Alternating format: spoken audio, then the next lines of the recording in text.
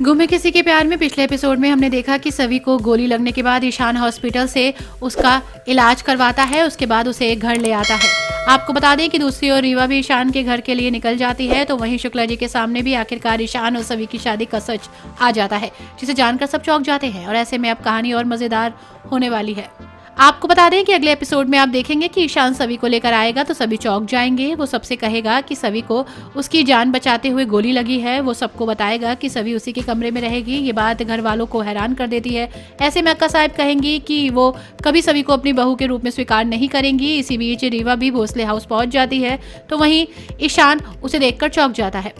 अक्का साहिब, यशवंत और घर के बाकी लोग ईशान के कमरे में जाएंगे। वो सभी को बाहर जाने के लिए कहेंगे। इस पर अक्का साहिब कहेगी कि सवी के लिए वो अपने घर वालों को ही घर से निकाल रहा है।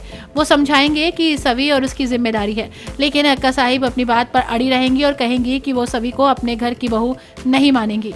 तभी दुर्वा आकर बताएगी कि रीवा वाहिनी आ गई हैं। वो कहेंगी कि रीवा ही उसकी बहू है और वो सवी गवार को अपनी वाहिनी कभी नहीं मानेंगी। सभी को होश आएगा और वो अपनी ताई के पास जाने की बात कहेगी। ईशान की नजर रीवा पर पड़ेगी और वो रो पड़ेगा। इस दौरान सभी का माथा भी सहलाता रहेगा।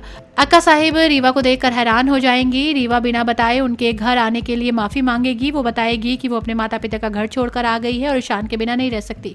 ईशान रीवा को घर से जाने के लिए कहेगा। रीवा कहेगी कि वो उसका हाथ पकड़कर घर से निकाल दे। रीवा उससे कहेगी कि वो उसके बिना नहीं रह सकती। अक्का साहिब कहेगी कि ये उसका घर है, वो जब तक चाहे यहाँ रह सकती है।